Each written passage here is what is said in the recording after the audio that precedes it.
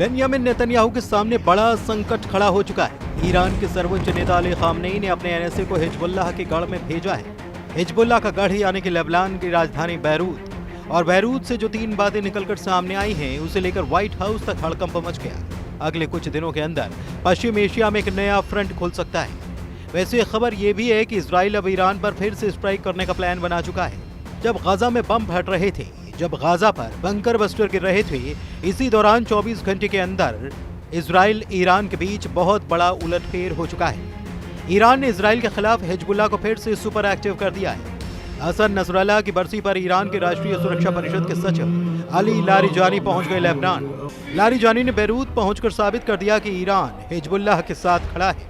Hassan Nasrallah के बेटे Jawad Nasrallah यानी कि जूनियर नसरल्लाह ने भी कह दिया है कि हिजबुल्लाह हथियार नहीं डालेगा, यानी कि इजराइल को टक्कर मिलती रहेगी। यह है लेबनान की राजधानी बैरूत, जिसमें दक्षिण का ये इलाका हिजबुल्लाह का गढ़ कहा जाता है।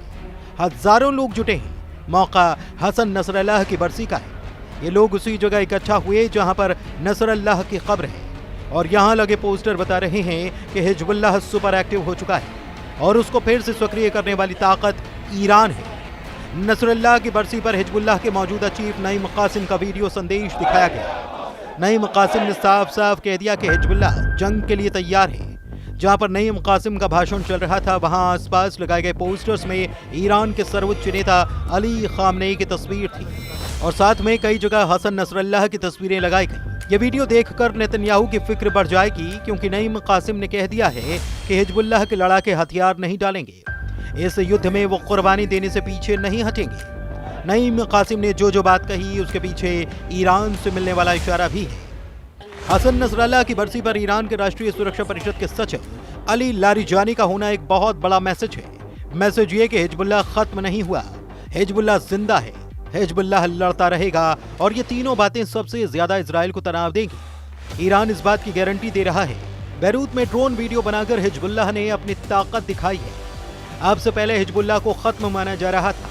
हिजबुल्लाह पर हथियार डालने यानी कि सरेंडर का दबाव बनाया जा रहा था, लेकिन नसरल्लाह की बरसी पर हिजबुल्लाह ने बता दिया कि उसका युद्ध खत्म नहीं हुआ। हिजबुल्लाह को लेकर सबसे चौंकाने वाली खबर तो कुछ और है। एक तरह से इजराइल के खिलाफ एक नया चक्रव्यूह बनते हुए नजर आ रहा है। हिजबुल्लाह चीफ नईम कासिम ने कहा कि वो सऊदी अरब से बेहतर संबंध चाहते हैं। नईम कासिम यानी कि हिजबुल्लाह के सऊदी अरब से संबंध सामान्य होते हैं, तो इसमें इजराइल के खिलाफ एक बड़ा चक्रव्यूह बनते हुए देखा जा सकता है। ईरान में राष्ट्रीय सुरक्षा परिषद के सचिव अली लारिजानी ने भी कहा कि सऊदी अरब एक मित्र देश है और वो हिजबुल्लाह की सऊदी अरब से बातचीत की पेशकश का स्वागत करते हैं। अब सवाल यह है कि क्या इजराइल के खिलाफ ईरान, हिजबुल्लाह और सऊदी अरब एक प्लेटफॉर्म पर आ सकते हैं? 19 सितंबर को नईम कासिम ने सऊदी अरब के क्राउन प्रिंस मोहम्मद बिन सलमान को बड़ा मैसेज दिया था। नईम कासिम ने कहा था कि वो सऊदी अरब के साथ नया रिश्ता कायम करना चाहते हैं, बातचीत चाहते हैं, ताकि दोनों पक्षों के बीच जो दिक्कतें रही हैं उन्हें दूर किया जा सके। सऊदी अरब के लिए हिजबुल्लाह का मैसेज अरब मीडिया में छाया रहा, क्योंकि हिजबुल्लाह चाहता है कि इजराइल के खिलाफ अब सऊदी अरब उसके साथ खड़े हो जाए। कतर से लेकर तुर्की और बाकी अरब देशों से लेकर इजराइल तक हर जगह यह खबर छाई रही।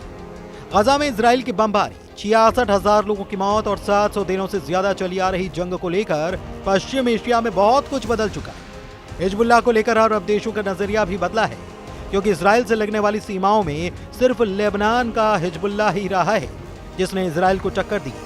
लेकिन ये टक्कर भी हसन नसरल्लाह की मौत के बाद से कमजोर पड़ी है। हालांकि अब बैरूत में इकट्ठा हुई हजारों की ये भीड़ बता रही है कि हिजबुल्लाह फिर से खड़ा हो रहा है। ठीक एक साल पहले 27 सितंबर 2024 को लेबनान की राजधानी बैरूत पर इजराइल का हमला हुआ था।